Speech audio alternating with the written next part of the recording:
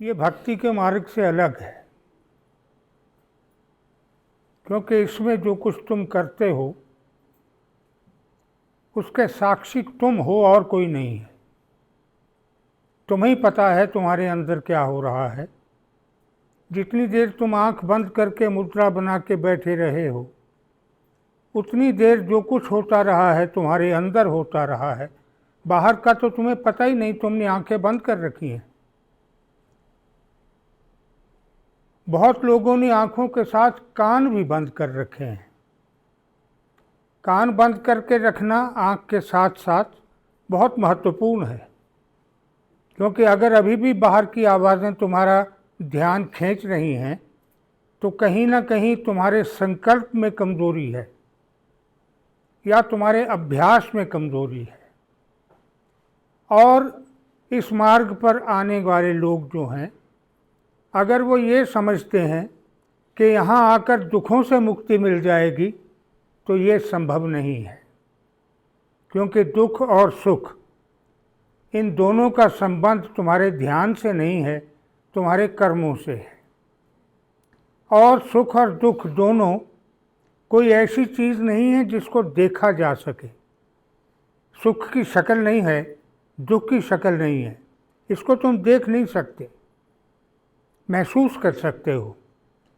और अगर इन दोनों चीज़ों की परिभाषा महसूस करना ही है, तो फिर सुख और दुख दोनों पर कब्ज़ा बनाने के लिए, दोनों को वशीकरण करने के लिए तुम्हें चाहिए कि तुम अपने अंदर ऐसी शक्ति पैदा करो जो शक्ति महसूस ही ना होने दे, न सुख को न दुख को। ऐसा कोई व्यक्ति संसार में नहीं है जिसने सारी उम्र सुख ही सुख देखा हो, दुख ना देखा हो। और ऐसा भी कोई व्यक्ति नहीं है जो सारी उम्र दुखी ही रहा हो और उसने सुख का कोई क्षण देखा ही ना हो। बिल्कुल निर्धन आदमी जो मांग कर खा रहा था, उसको अचानक कहीं एक दिन 100 रुपये का नोट सड़क पे मिल गया और वो नाचने लगा। उसे अपनी खुशी बर्दाश्त नहीं हो सकी, झेल नहीं सका, नाचने लगा। और उस नाचने में उसने वो नोट फाड़ दिया। और इसके बाद वो इतना दुखी हुआ, अब अभी सुख भोग रहा था, अभी एकदम दुखी हो गया। क्यों हुआ? सुख और दुख दोनों अनुभूति की बात थी। पहले अनुभूति हुई सुख की तो वो नाचने लगा, फिर अनुभूति हुई दुख की तो वो रोने लग गया। ऐसा तुम लोगों के साथ जीवन में अनेक बार होता है, जब तुम्हारे जीवन में सुख के क्षण भी आते हैं, दुख के क्षण भी आते हैं। दुख कोई ऐसी चीज़ नहीं है जो सबके लिए बना के रखी गई हो कि ये तो बारी बारी से इनको देनी है, ऐसा नहीं है। दुख क्या है? दुख एक भाव है, सुख भी एक भाव है। और मैं हमेशा ये समझाता हूँ कि जो भी तुम्हारा कर्म है, जो तुम्हारा एक्शन है, उस एक्शन को अपनी आयु के साथ जोड़ लो और ये देख लो कि जिस आयु में तुम हो, उस आयु का व्यक्ति ये कर्म इस प्रकार से करता है या नहीं करता है। बस अगर तुम इतना ही कर लो तो जीवन तुम्हारा स्मूथ हो जाएगा बिल्कुल। मैंने एक उदाहरण दी हुई है शायद किसी किताब में कि एक व्यक्ति के बेटे की शादी है और वो शांत है, सब कुछ हो रहा है, घोड़ी आ गई है, सेहरा बन गया है, मिलने वाले सब आ गए, रिश्तेदार सब आ गए, बड़ा शांत संयमित खड़ा रहा उसका बाप। लेकिन उसका चाचा नाच रहा था। अब ऐसा नहीं है कि चाचा को जो खुशी हो रही थी उससे कम खुशी थी बाप को बेटे की शादी की, ऐसा नहीं है। लेकिन पिता ने अपनी उम्र के हिसाब से अपनी दृष्टि बांध ली कि मुझे इस सीमा तक रहना है, और चाचा अपनी उम्र के आगे निकल गया या पीछे लौट गया, या बच्चों की तरह करने लग गया या अपनी उम्र से आगे निकल गया। दोनों गलत हैं। तो जो भी कर्म तुम करते हो उसमें आयु को पैमाना बना लो, जिस उम्र के भी तुम हो, कि क्या इस उम्र का आदमी ऐसे ही करता है जैसे मैं करने लगा हूँ। और अगर तुम्हारे अंदर से आवाज़ आती है कि नहीं ऐसा नहीं करता है तो तुम भी मत करो। और अगर अंदर से आवाज़ आती है कि हाँ ऐसा ही करता है तो तुम करो। बच्चा अगर तुम्हारा खेल कूद नहीं रहा है तो बीमार है। तुम अगर खेल कूद रहे हो घर में तो तुम तमाशा कर रहे हो, अपनी आयु से आगे निकल गए या पीछे लौट गए, दोनों बातें गलत हैं। ध्यान अगर तुम करते हो और ये समझते हो कि ध्यान करने से तुम्हारे सांसारिक कष्ट कट जाएंगे और तुम्हें कोई कष्ट नहीं मिलेगा, तो तुम बहुत बड़े भ्रम में हो। ध्यान तुम्हारी आत्मा के लिए है, तुम्हारे शरीर के लिए नहीं है। शरीर के अपने कर्म बंध हैं जो तुम बना के सब बना के आए हुए हैं और इस जन्म में बना रखे हैं। उन कर्मों का हिसाब प्रकृति ने करना है। नेचर डिसाइड करेगी कौन से कर्म का कौन सा दंड देना है, और नेचर देती है।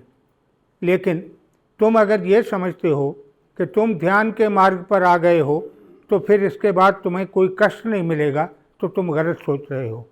क्योंकि तुम्हारे सुख और दुख दोनों का संबंध तुम्हारे ध्यान से नहीं है। तुम्हारे ध्यान का लक्ष्य मोक्ष है, मुक्ति भी नहीं है। तुम्हें मोक्ष चाहिए। मोक्ष है आत्मा का परमात्मा में विलीन होकर परमात्मा बन जाना, और मुक्ति है आत्मा का जन्म मरण से मुक्त हो जाना। तो जन्म मरण से मुक्त हो जाना कोई बहुत महत्वपूर्ण बात नहीं है। उससे अच्छा तो ये है कि फिर जन्म मिले, फिर साधना करें, फिर ध्यान करें, फिर मेडिटेट करें और इस योग्य बने कि अब के जब शरीर छोड़ें तो ब्रह्म में जाकर मिलें और सिद्ध लोक में ना रुकें।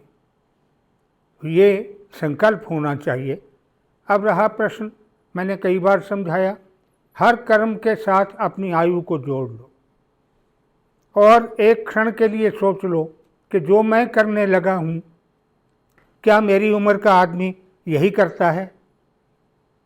क्या ऐसा तो नहीं है कि मैं अपनी उम्र से 20 साल पीछे चला गया हूँ या अपनी उम्र से 20 साल आगे निकल गया हूँ? कहीं ऐसा तो नहीं है। अगर तुम इस पर विचार कर लोगे तो वो क्षण निकल जाएगा जिसमें सुख या दुख दोनों की अनुभूति हुआ करती है। सुख भी अनुभूति का नाम है, दुख भी अनुभूति का नाम है।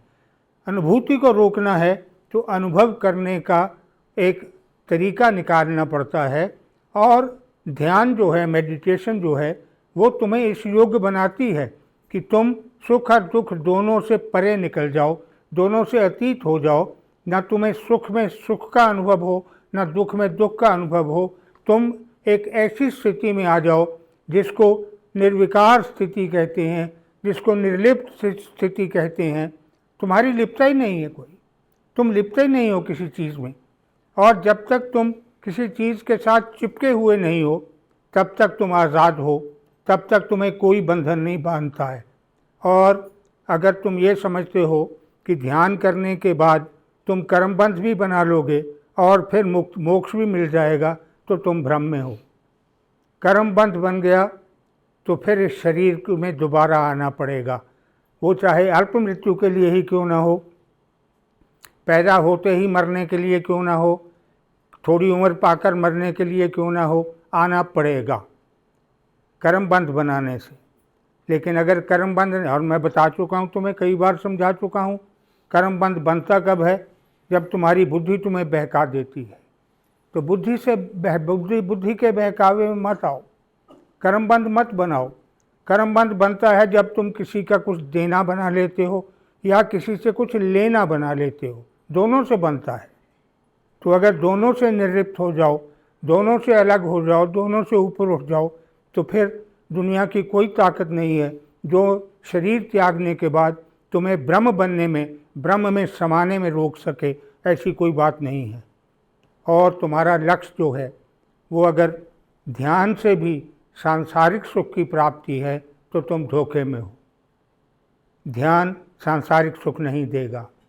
सांसारिक सुख तुम्हारे कर्मों का और तुम्हारे परिश्रम का परिणाम है, अकेला कर्म नहीं है। परिश्रम चाहिए साथ में, और जब तक परिश्रम नहीं है तब तक कर्म भी नहीं है। परिश्रम, छोटा बच्चा, पैदा हुआ बच्चा, वो भी जब भूख लगती है तो जब तक परिश्रम नहीं करे तो उसकी माँ उसको दूध नहीं पिलाती है। परिश्रम क्या करता है? वो रोता है पालने में, और जब वो रोया तो माँ सब कुछ छोड़ छाड़ के भागती है और बच्चे को गोद में लेकर दूध पिलाने लगती है।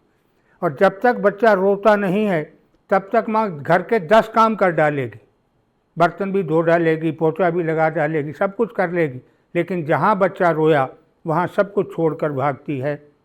तो तुम वो माँ बनो, बच्चा नहीं बनो। वो माँ बनो जो अंदर से जब आत्मा की आवाज़ आए कि मुझे ब्रह्मत्व चाहिए, तब सारे संसार के कर्मों को छोड़कर मेडिटेशन पर आ जाओ, ध्यान में आ जाओ, और ध्यान में इतने डूब जाओ कि तुम्हें अपनी भी खबर न रहे, ये भी याद न रहे कहाँ बैठे हो, कब से बैठे हुए हो, क्यों बैठे हुए हो। बस अपने अंदर उतर जाओ। अंदर एक पूरा संसार है, ये संसार खुलता चला जाएगा। इस संसार को देखो, इस संसार में डूबो, इस संसार को भोगो। तुम्हारे अंदर जो चक्र हैं उनका आनंद लो, जो कोश हैं उनका प्रयोग करो, उपयोग करो, और तुम उस अवस्था में आ जाओ जिस अवस्था को मुक्तावस्था कहा गया है। दुख सुख आते जाते रहेंगे, हर कमाले रा जवाले, हर जवाले रा कमाल। हर कमाल का जवाल है, हर चढ़ाव का गिरावट है, और हर गिरावट का चढ़ाव भी है। ये संसार इसी प्रकार उतार चढ़ाव का नाम है। इसमें मत उलझो। तुम अपने आप को इस प्रकार से रखो कि तुम संसार में रहते हुए भी कमल की तरह रह लो।